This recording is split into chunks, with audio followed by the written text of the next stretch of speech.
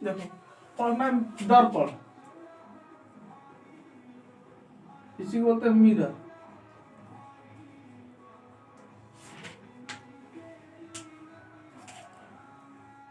दर्पण का निर्माण होती है एक कांच तल और ग्लूकोज से। किससे होती है? कांच तल और ग्लूकोज से। देखो निर्माण इसके कैसे होता है, निर्माण, इसका निर्माण तो ग्लूकोज,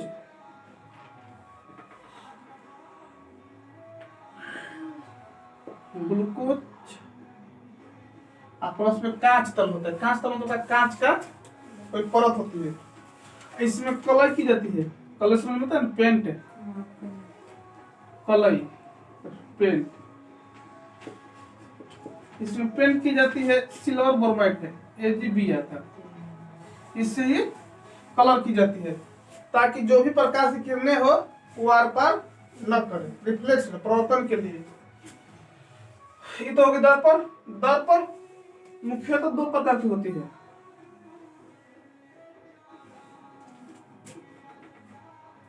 एक होता है समतल दर्पण,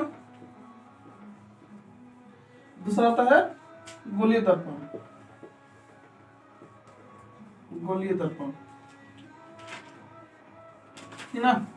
समतल दर्पण जिसका परावर्तक सतह का हो, समतल प्लेन हो, उसे कहते हैं समतल दर्पण, ठीक ना। और इसका जो समतल दर्पण का प्रयोग कहाँ होता है?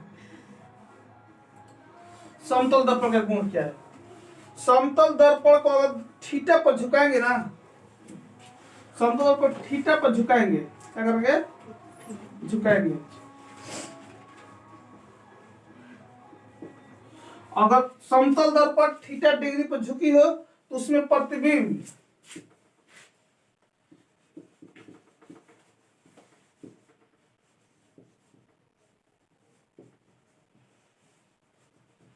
टू थीटा डिग्री झुकी होगी।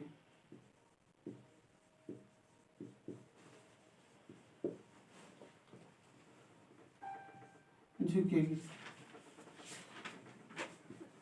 जिसमें कहता है जब इसे मानते कोई दर्पण है, दर्पण है, ठीक, इसको थीटा डिग्री पर हल्का झुकाएंगे, इसके बीच जो इधर प्रतिबिंब बनेगी ना और 2 थीटा डिग्री झुकी होगी। अर्थात जो करेंगे, जो सपोर्ट मानते हैं, कोई दर्पण है झुका तो हम इतना दिखाए, झुकाएंगे इतना बना तो जो हमारा प्रतिबिंब बने वो इतना पर बनेगा, दोगुना झुकी हुई, ठीक ना, ये बनी होती है। उसके बाद में इसमें प्रतिबिंब समान दूरी पर बनती है।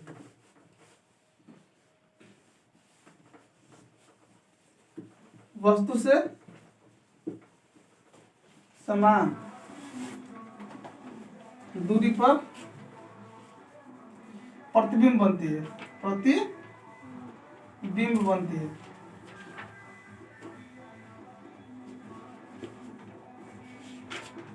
बनती है इसे कार्य को सपोर्टेड बनती है दर्पण बीच में, क्या है? दर्पण है। कोई वस्तु यहाँ पर है, ठीक ना, इसकी प्रतिबिंब सपोर्ट मतलब यहाँ से यहाँ तक दूरी बीच 10 मीटर दूरी पर हम रखेंगे। इसका जो प्रतिबिंब बनेगा ना वो सीधा इधर ही बनेगा। कितने दूरी पर? अंदर बनेगा 10 मीटर दूरी पर। और समझ, वस्तु से समान दूरी पर क्या बनेगी? प्रतिबिंब बनेगी। कभी कभी इस पे न्यूमेरिकल भी देता है। कोई व्यक्ति है 8 मीटर प्रति सेकंड के हिसाब से 5 मिनट तक और 5 सेकंड तक दौड़ता है। दौड़ने के बाद तब देखता है कि हमारा जो प्रतिबिंब है वो 20 मीटर दूर बन रहा है। तो वह प्रतिबिंब से अब जहां से बच्चा प्रणाम किया वहां के बीच की दूरी ज्ञात करे, बनानी पड़ती है। और सपोर्ट जैसे मानते हैं वस्तु दूरी और प्रतिबिंब दूरी के बीच की दूरी कितनी है? बराबर। अभी कितनी है? 10 10 20 है ना। यह होती जितना इधर होगा, और दर्पण से पूछेगा तो 10 और वस्तु से पूछेगा तो जो दोनों को जोड़ देगा, प्रतिबिंब दूरी और वस्तु दूरी को जोड़ देंगे तो पूरा हो जाएगा। समझ में आ गई? ये तो वस्तु से समान दूरी पर प्रतिबिंब बनाती है। और 2 थीटा डिग्री पर झुकी है तो कितने डिग्री पर दिखाई देगी? 2 थीटा पर। सपोज मान लो कोई व्यक्ति भी वेग से दौड़ रहा है, उसका प्रतिबिंब कितने वेग से दौड़ेगा? 2 वेग से। वस्तु टू भी भी वेग से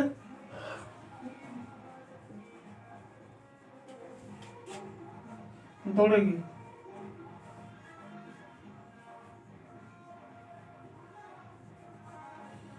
तो प्रतिबिंब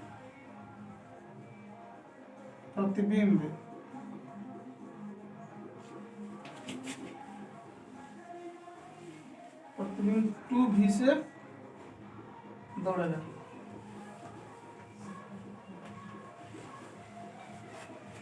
देखो, इसलिए जो जिम का होता है, जिम देखती हो ना, जिम में ये शीशा लगा रहता है। कोई व्यक्ति दौड़ता है 10 की स्पीड से, तो उसमें से दिखाई देता है, सब लग जाता है, उसी का करके दिखाई देता है। वो दौड़ता है तो लगता है कि हम कितने स्पीड से दौड़ रहे हैं, क्योंकि उसमें जो दर्पण है वो समतल दर्पण है, या उसको दोगुना वेग से क्या कर उसको दौड़ा रहा है। उसको लगता है कि बहुत हम दौड़ लिया आज तो बहुत ज्यादा तेज दौड़ रहे हैं। यही कारण है।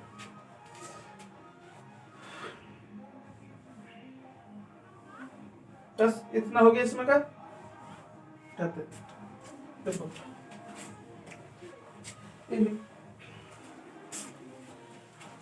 समतल दर्पण है, तो इसकी भी क्या होगी, वक्रता त्रिज्या होगी। समतल दर्पण कहीं ना कहीं एवियन क्या है, गोला की तरह। इससे अगर हम बनाएंगे गोला तो बन जाएगा, नहीं बन जाएगा गोला, ऐसे से बन जाएगा ना, यानी बड़ा गोला बनेगा। क्या बनेगा, बड़ा गोला। इसे पता ही नहीं, मतलब छोटा सा। देखो कोई भी आकृति है, मान बड़ा सा आकृति हो गया, अगर इसको मिटाएंगे ना तो अंतिम में क्या बच जाएगा, एगो समांतर रेखा बच जाएगी ना। इसे मिटाएंगे तो पूरा कहीं ना कहीं जाके डॉट में समांतर हो गई। पता चल रहा है कि नहीं टेढ़ा था, इसमें वृत्त था नहीं ना। तो यह वजह है कि इसका जो त्रिज्या होगी क्या होगी, अनंत होगी। वक्रता त्रिज्या क्या होगी, अनंत। और जब देखो वक्रता त्रिज्या ठीक क्या होती है, किसी भी दर्पण की जो यहाँ से सेंटर होती है वहां से और ये परिधि तक की बीच की दूरी को हम क्या कहते हैं, त्रिज्या कहते हैं ना, त्रिज्या। तो बस जो भी होता है दर्पण खोखले गोले का भागे होता है, तो खोखले गोले का था कहने का मतलब जो खोखले गोला होता क्या वृत्ताकार है। जब वृत्त है तो इसमें एक सेंटर होगा, जब सेंटर होगा सेंटर से परिधि तक के बीच की दूरी को क्या कहेंगे हम, त्रिज्या। तो जो उसमें त्रिज्या कहेंगे इसमें क्या कहेंगे, वक्रता त्रिज्या। और जस्ट वक्रता त्रिज्या के आधा क्या होती है, फोकस दूरी, फोकस होती है, क्या होती है, फोकस। वक्रता त्रिज्या के आधा क्या होती है, फोकस। अब समझ में, वक्रता त्रिज्या के जो बीच में केंद्र होता है ना, उसी को बोलते हैं वक्रता केंद्र। जो वृत्त का केंद्र होता है वह दर्पण का क्या होता है, वक्रता केंद्र हो जाता है। और जो वृत्त की त्रिज्या होती है वह दर्पण का क्या होता है, वक्रता त्रिज्या हो जाता है। आई क्लियर, समझ में आ गई होगी। अब देखो क्या होता है इसमें, तो जब यहाँ से यहाँ तक करेंगे इसकी तो मान लेते हैं यहाँ पर अथु है छोटा सा, जब इसको बनाएंगे तो बड़ा आकृति बनेगी। बड़ा आकृति अर्थात करने का मतलब जब समतल दर्पण है तो उसकी इतना सा डॉट होगा तो मैंने इतना हो जा रहा है, हो जा रहा त्रिज्या। जब बड़ा डॉट होगा तो बड़ा त्रिज्या होगा, तो इसलिए इसका त्रिज्या क्या होगी, अनंत होगी। क्या होगी, तो मिटा देते हैं।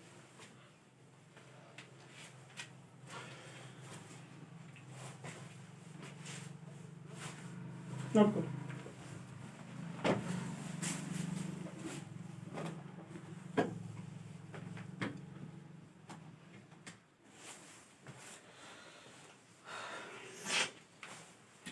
समतल दर्पण का त्रिज्या क्या होती है, अनंत होती है, और उसकी फोकस दूरी भी अनंत होती है। अब समतल दर्पण का उपयोग देखते हैं कहाँ कहाँ होता है। समतल दर्पण का उपयोग होता है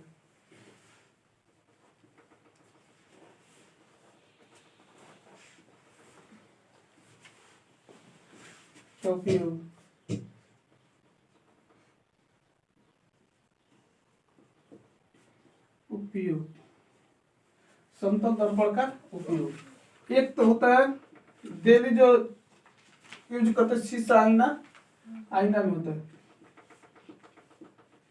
डेली यूज में।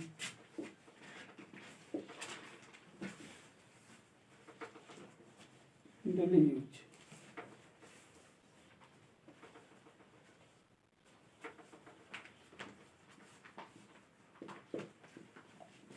जिसमें चेहरा देखा जाता है वो इसमें भी किया जाता है समतल दर्पण का प्रयोग। और एक होते हैं पारदर्शी भी, परिदर्शी, परिदर्शी में परिदर्शी लगी कहाँ रहती है? परिदर्शी लगे तो पनडुब्बी में। कहाँ पे लग रहती है? पनडुब्बी। पनडुब्बी भी ना समझ में आएगा पनडुब्बी क्या होता है? देखे हैं पनडुब्बी। समुद्र के अंदर अंदर चलने वाली जहाज को क्या कहते हैं? पनडुब्बी। पानी के अंदर चलने वाली जहाज को पनडुब्बी। उसी में इसका प्रयोग किया जाता है। सपोज जैसे मानते हैं कि यहाँ पूरा पानी है, इसमें कोई पनडुब्बी है लगी हुई है, ठीक ना। अब उसके यहाँ पे कोई नाव है,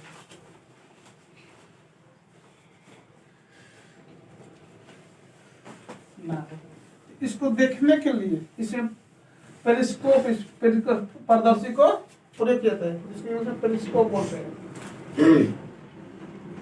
यहाँ पे इस तरह से लगी रहती है, इस पानी की सतह से ऊपर भी इसको खोल दिया जाता है इसे।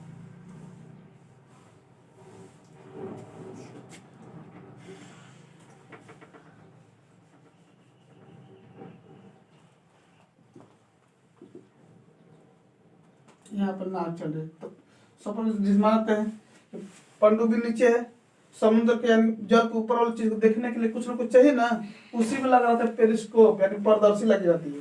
यहाँ पे इस तरह से धुधु का निकला रहता है, ठीक ना। इस देखता है इसको, यहाँ पे क्या 45 डिग्री पे वो दर्पण लगा देता है, समतल दर्पण। कौन सी? समतल दर्पण। यहाँ से आती है, यहाँ पर रिफ्लेक्स के यहाँ पे आती है। अब यहाँ पे माना था कि यहाँ पे आई तो इसको देखने की दिक्कत होगी ना, तो फिर यहाँ पे क्या लगा दिया? एक और दर्पण लगा दिया, ठीक। जब वहां पे लगाया तो यहाँ पे पड़ी, फिर रिफ्लेक्शन किधर आ गई? इधर आ गई, ठीक ना। 45 डिग्री पर ही दर्पण को रखा था रिफ्लेक्शन के लिए, अच्छा रिफ्लेक्शन के लिए। तब यहाँ पे जो कोई व्यक्ति है तो देख लगना यहाँ पे जहाज है, तो उसके हिसाब से अपने पनडुब्बी का कर लेगा, घुमा लेगा। तो पनडुब्बी में भी इसका प्रयोग किया जाता है, और इसका उपयोग डेली रोज यानी कि जैसे बार बार झरना जानवर देखने में भी इसका प्रयोग किया जाता है। ईद दुगो में इसका प्रयोग किया जाता है, इस समझ में नोट करो। इसकी बताया कि है वक्रता त्रिज्या क्या होती है? अनंत होती है। इसकी फोकस दूरी भी क्या होती है? अनंत होती है। और इसकी क्षमता 0 होती है।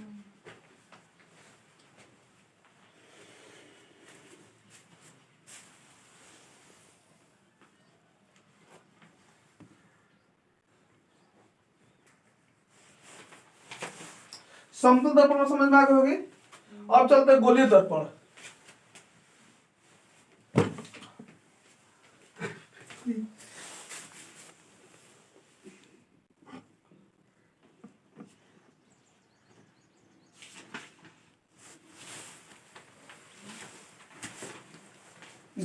गोलीय दर्पण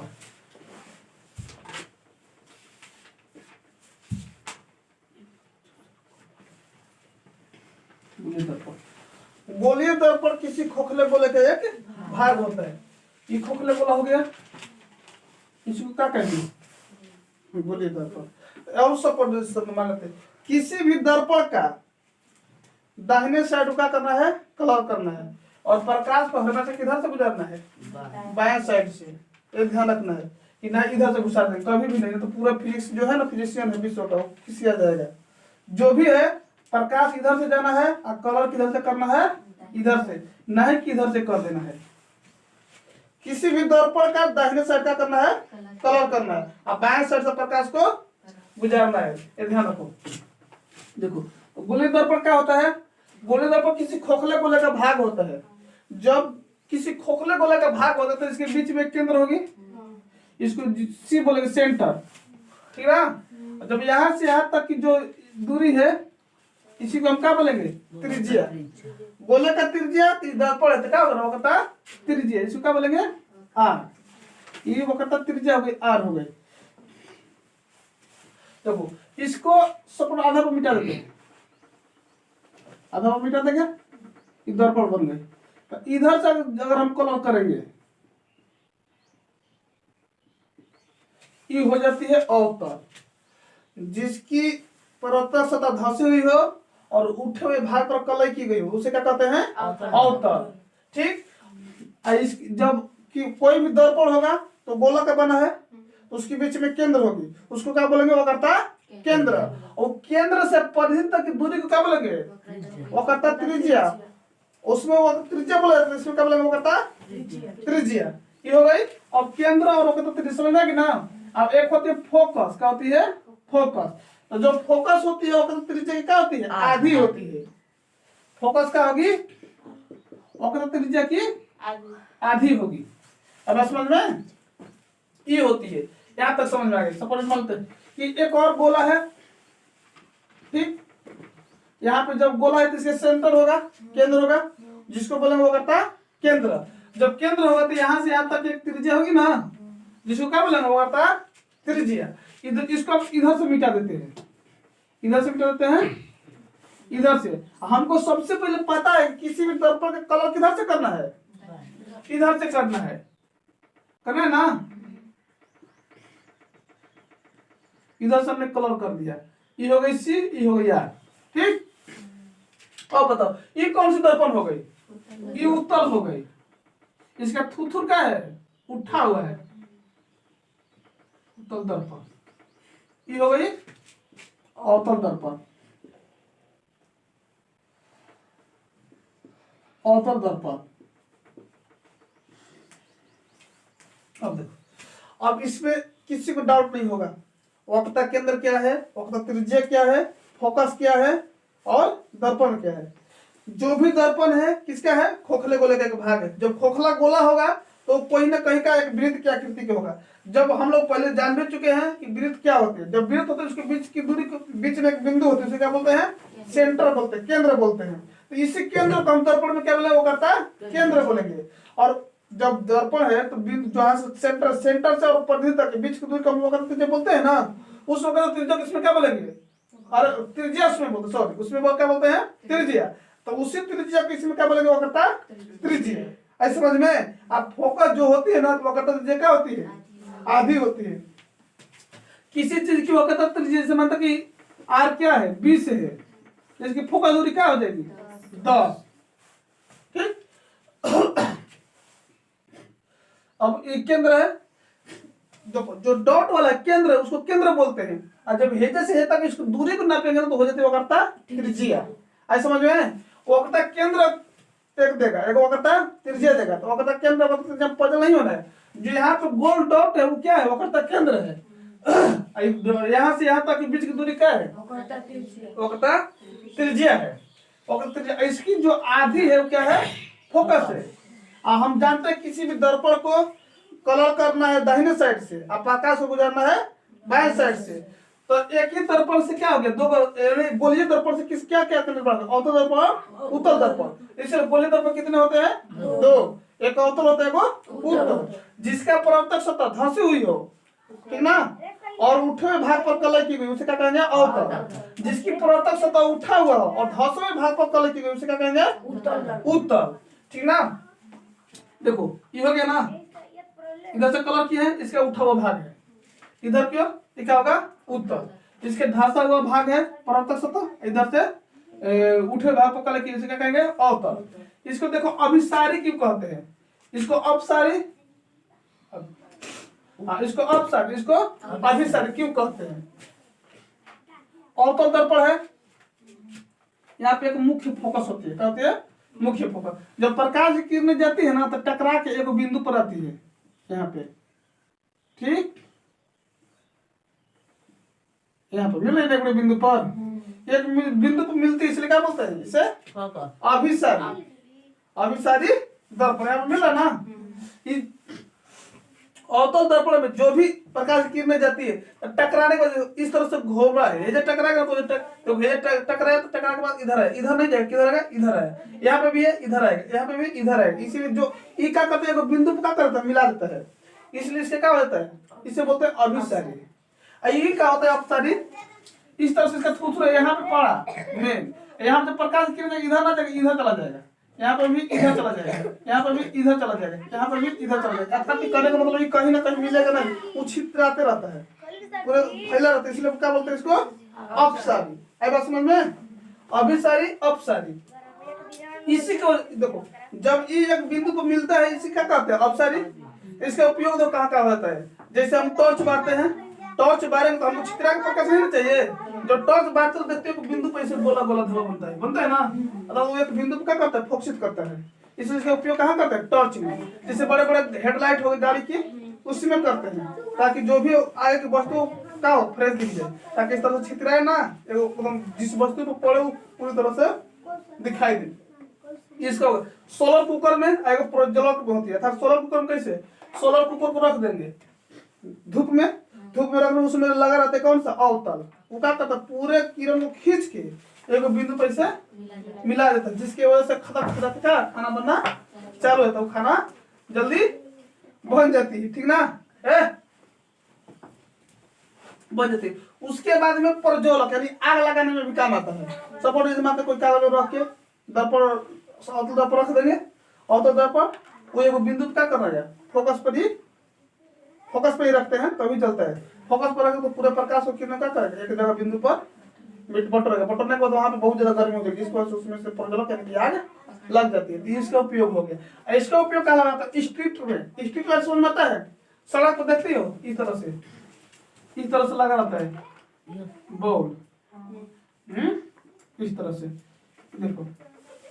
हाँ, टॉर्च में जब लगाए तो दर्पण कौन सा जो आगे वाला होता है ना, इसे ये वाला होता है, ये ना होता है, ये तो कांच होता है, सिर्फ सुरक्षा के लगाए जाते हैं ताकि उसमें कीड़ा उड़ा ना घुसे, ना धूल का अंदर घुसे। ये जो अंदर जो कटोरी होता है ना इस तरह से, ये होता है दर्पण। है बात समझ में। इस पे जब प्रकाश आएगी तो पड़ेगा तो इस तरह से इसको फोकस कर देगा एक रुपये से। ये होता है कटोरी, जिसको बोलती है कि कटोरी है, चमकता है स्टील की तरह, वो होता है दर्पण। और आगे वाला दर्पण ना होता है, आगे वाला प्लास्टिक लगा देता है तो शीशा लगा देता है, क्यों, ताकि सुरक्षा करे, फूटे ना और ना ही उसमें धूल गर्दा घुसे। यह बात इस जो रोडों पर लगी रहती है, भभुआ ससुराल लगी रहती है ना शहरों में, से वही वाला स्ट्रीट लाइट है, इसकी प्रकाश छित रहती है इसे ऐसे। अब ये बिंदु पूरे छितरा के चमकता है, इसको स्ट्रीट लाइट में प्रयोग करते हैं, उत्तल दर्पण का। इसमें से गोली दर्पण समझ में आ गई, और टक्के समझ में आ गई, और त्रिज्या समझ में आ गई, ठीक, फोकस दूरी समझ में आ गई, फोकस समझ में आ गई, ठीक ना। और ये भी बता दें इसका उपयोग, क्लियर, ठीक।